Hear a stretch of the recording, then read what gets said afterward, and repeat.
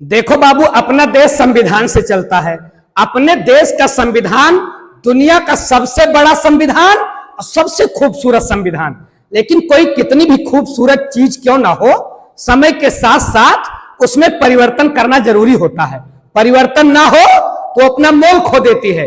इसी प्रकार से बाबू, जो अपना संविधान है बहुत बड़ा है, बहुत अच्छा है, लेकिन समय समय पर सरकारें उसमें संशोधन करती हैं।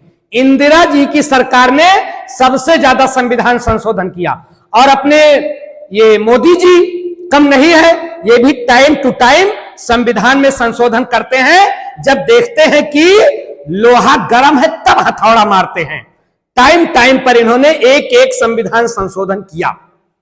अब एक और संविधान संशोधन की ओर यह सरकार चल पड़ी है, वो होगा 131वां संविधान संशोधन।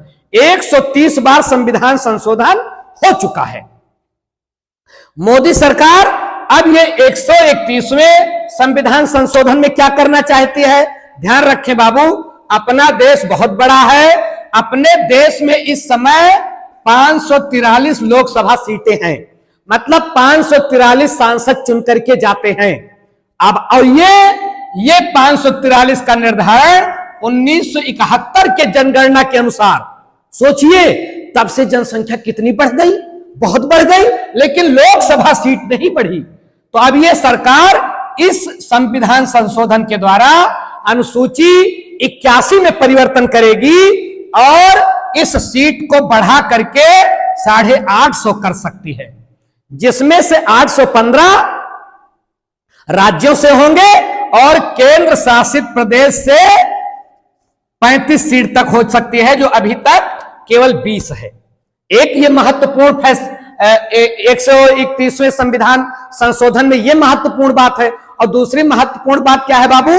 दूसरी महत्वपूर्ण बात है कि अब इसी के बाद महिलाओं को लोकसभा और राज्यसभा में 33% आरक्षण मिल जाएगा। मतलब आने वाले 2029 के चुनाव में मोदी जी एकदम तैयारी शुरू कर दिए हैं, इसीलिए तो इनको कोई मात नहीं दे पाता है। अब ये 33% का लुभावना काम शुरू कर दिए। महिलाओं को 33% आरक्षण मिलेगा लोकसभा और राज्यसभा के लिए अगले 15 साल के लिए। तो इस संविधान संशोधन का ये महत्वपूर्ण बिंदु है क्या, कि लोकसभा की सीट 850 तक बढ़ाई जा सकती है और महिलाओं को 33% आरक्षण दिया जाएगा लोकसभा और राज्यसभा में।